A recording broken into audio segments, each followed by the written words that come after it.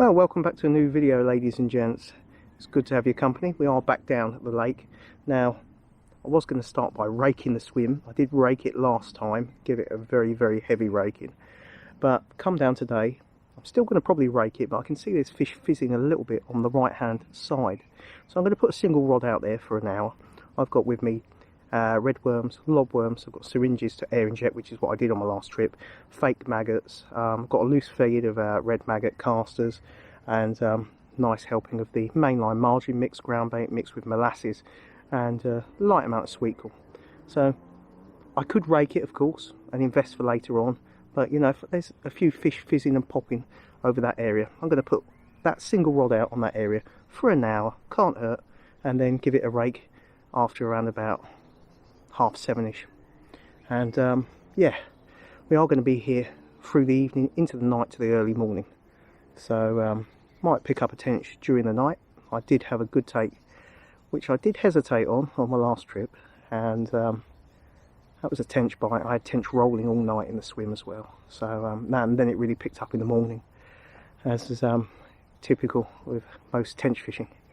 So yeah, I'm going to play it safe. I'm going to put a rod out over that area where there's a little bit of bubbling on the right hand side, where there's a nice area where the tree's hanging over, and yeah, see if we can nick a fish. If we can nick a fish, good. If we can nick more than one, even better.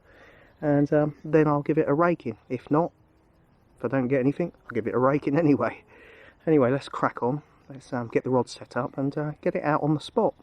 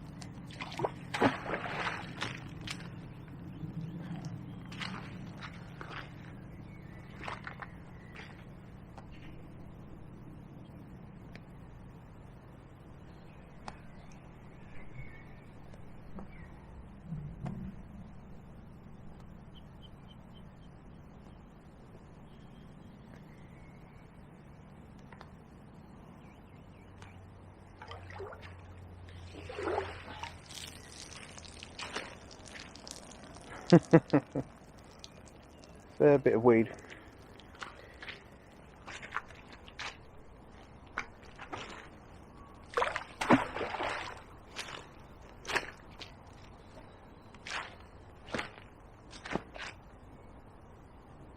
Come on.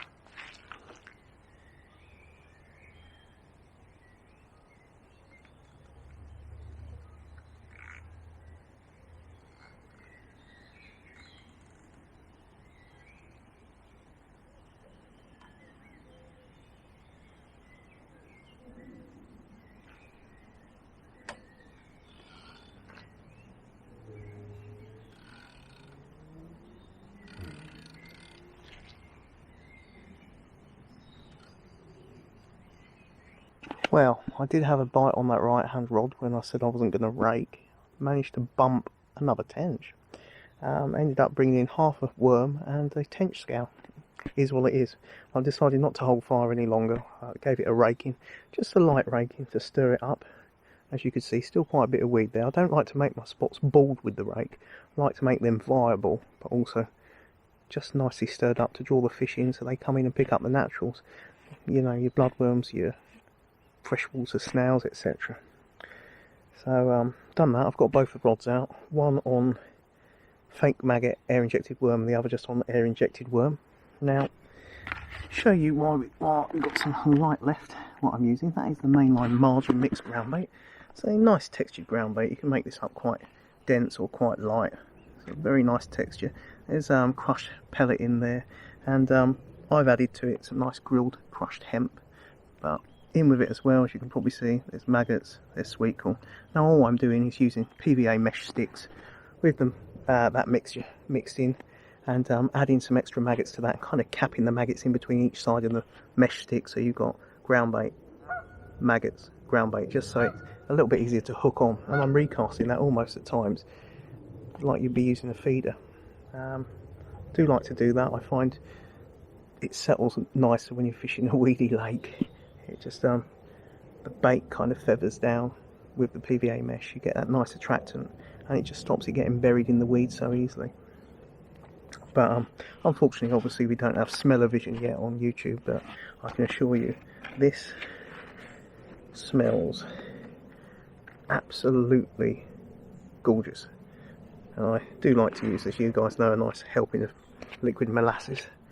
So, yeah, that's the sum of it. As I say, both baits are air injected. Just, you know, I tend to play about with how much air that I inject. If I want to get it popped up, the bait popped up even higher, if I think the weed's quite thick, then I will inject more air. If I want to get it critically balanced and just wafting on the bottom, I will use a little bit less. And you just get used to trial, you know, error kind of process of injecting and looking at the bait in the margin, so you can get some idea how you want it to sit up. And yeah, that's the sum of it.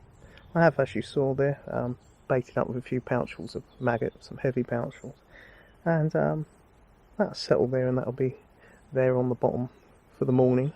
Quite a bit of dead maggot mixed in. So, fingers crossed. Would have been nice though to have had the fish that I, off camera, I managed to bump. But, it is what it is. Both rods out, a nice evening, and yeah, hopeful that we'll get some activity, but it might not be until morning time. That said, I did have a decent take around about 11 PM on my last trip, so you never know, you never know. But I know that I'm gonna get the jet boil out, gonna make myself a cup of coffee, have a little bite to eat, and sit and enjoy the final bits of daylight on a lovely venue.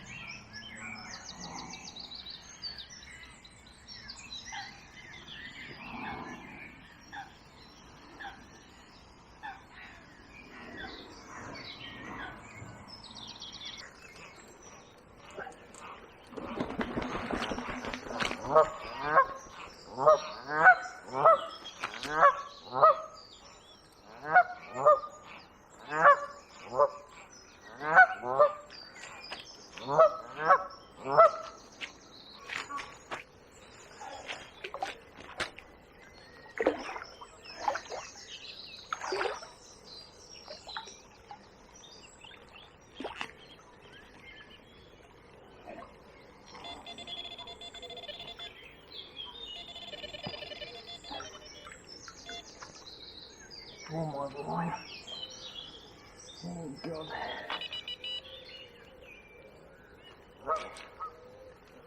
It's a quiet night. Water's temperature dropped. It's picking up now. It's getting quite warm. And this fish just tore off as I was boiling a bit of water for a cup of tea. Did wipe out my other rod. But yeah, we got there. And it's just taken on a air injected lobworm with PVA mesh bag of maggot and mainline margin mixed ground bait. It is a good fish though, guys. Certainly will let you know the weight. Happy days. Happy days. Let's get it slipped back.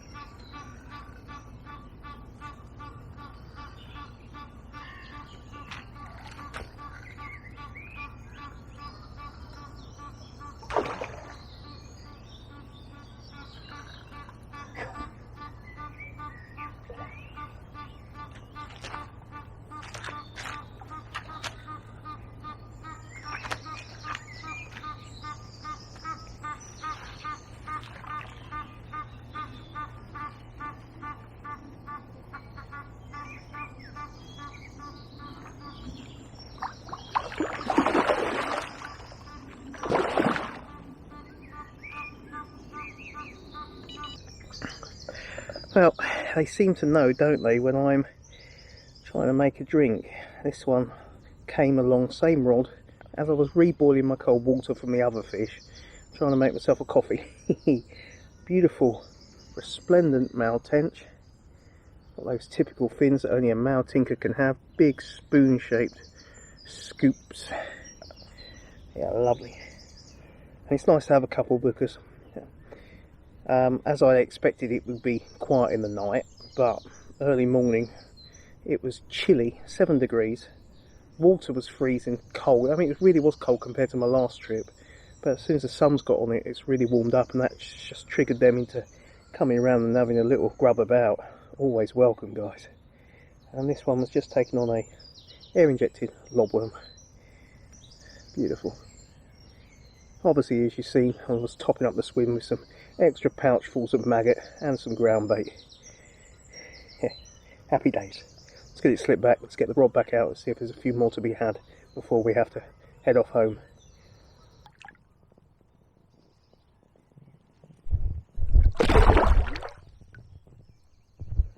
That one's a jet-powered tench. They're a new addition, an evolution of the species.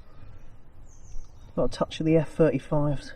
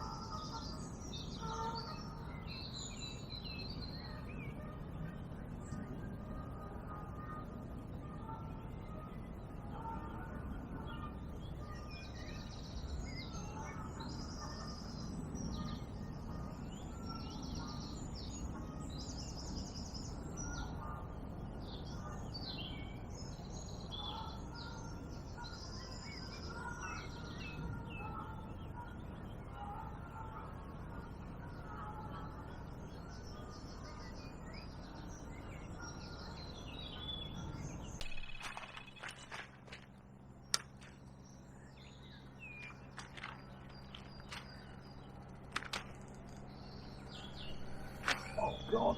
Oh.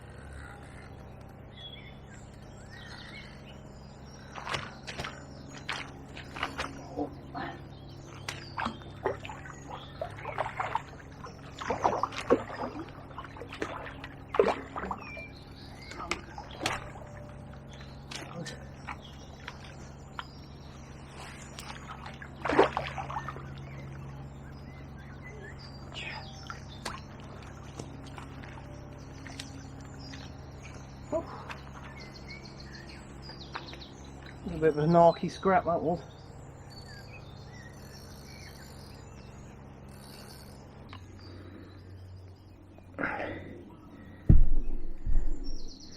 Here we go, guys. Happy days. This is a 10 pound 3 ounce female, and you saw that fight was gnarly, nasty fight. Oh, I'm over the bloody moon, not gonna lie. 10 pound 3 ounces, what a tinker. Look at that girth of her, and what a scrap. Didn't think I was going to land her, to be honest. She tore me to the left, tore me to the right, and took me out to the middle, in front of me anyway, not the middle of the lake obviously, but took me out, further out, and then cut back on my margins. What a... Words. Words fail me. I couldn't possibly do it justice by speaking. Sometimes just being silent and soaking up the moment and taking it in.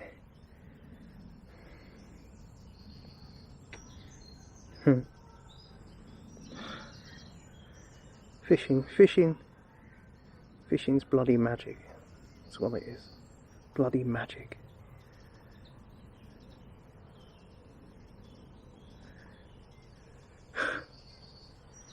Look at that. What an absolute pearl.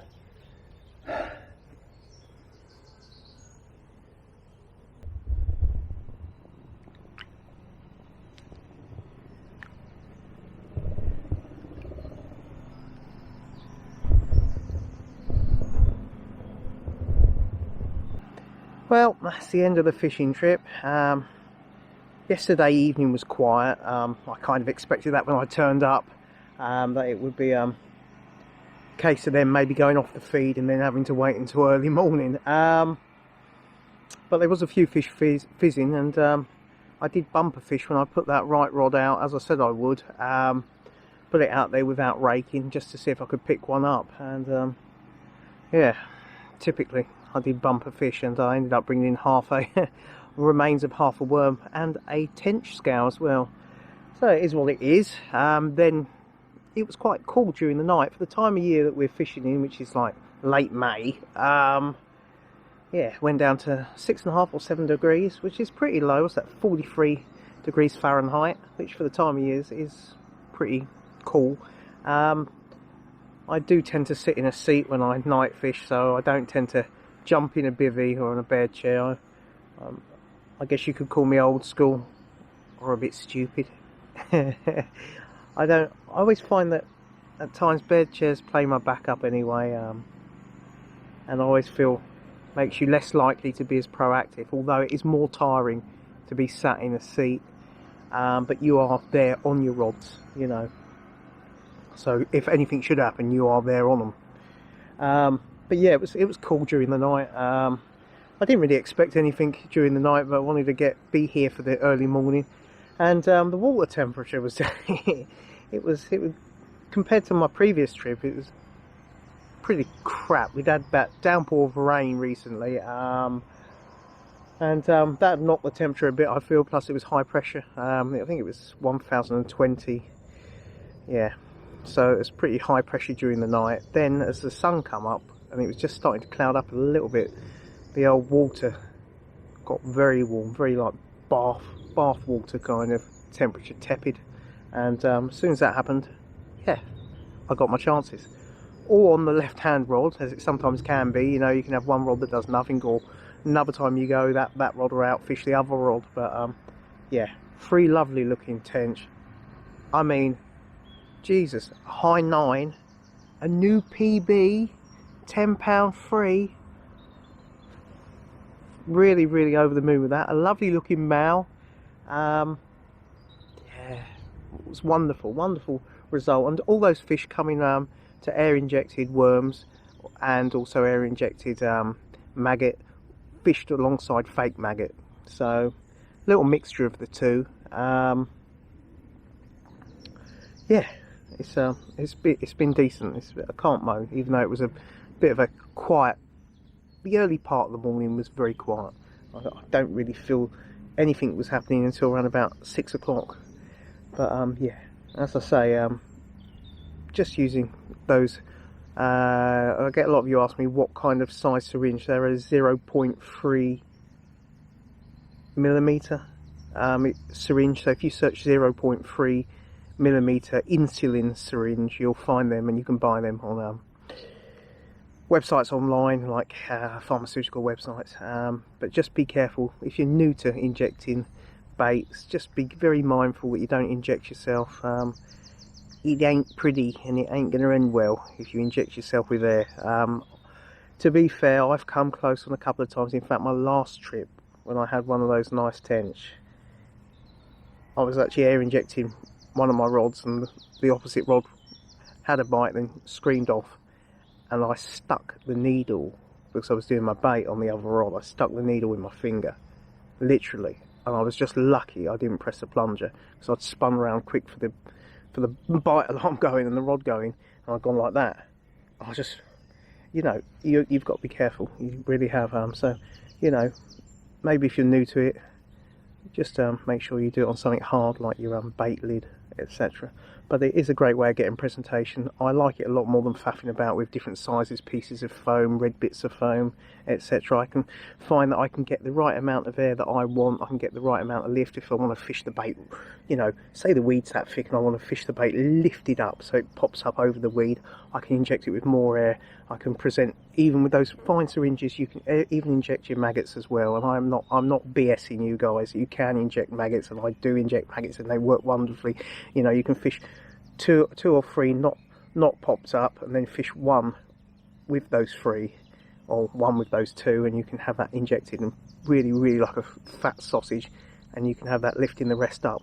I like it because you can vary it so quickly, and you can get a critical, you know, critical balance, so it's just wafting about, or you can get it lifting up very high, or you can get it very lightly twitching, so you can almost just have the tip of the worm just twitching and lifting up. Or you can have it, as I really do tend to like it, and that's having the worm air injected enough so that it's almost standing up like a dog begging, or like a cobra, you know, the tip, and just test it in the margins, see how it's reacting. And then all I was doing is topping up my swim with a bit of Mainline margin mix, Groundbait, with the molasses, and a bit of grilled hemp in there, topping my swim up with that, and also every recast PVA mesh bag, a little bit of Groundbait in there, and some maggots. And obviously every so often I was spraying quite large catapults of maggots about, just so when they did come in that they would have a graze about. But it's been an enjoyable trip. It's, well, you know, that's really not doing it justice. It's been bloody superb, and I hope that you've enjoyed the video. It's a little bit more vlog style. It's a little bit more kind of bits and pieces during the trip, because, you know, I'm coming of an evening to fish through to the next morning, so you don't always get to see much until the next morning, you know. Hope you can appreciate that.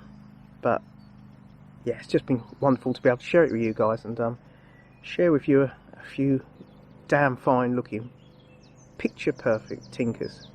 Old fish as well, very old fish. Hooks that I was using, Drennan Super Specialist. I was actually using those in 12s. Good hooks, pretty strong. I had no issues landing that 10 plus at all. And I do find it's nice with Tench to slightly use, you know, lighter hooks or finer wires. I do find generally that will pick you up more bites, and usually does work quite well. And yeah, I use those Super Specialists in 12s and 10s, and they're good enough, they're strong enough, you know. I mean, that 10 plus, she was bombing, and I put a lot of side strain on her, and yeah, hook held fast and held firm. Anyway, I'm going to risk ranting on, aren't I, and waffling and boring you guys. So all I'm going to end with now is to say thank you very much for watching the video.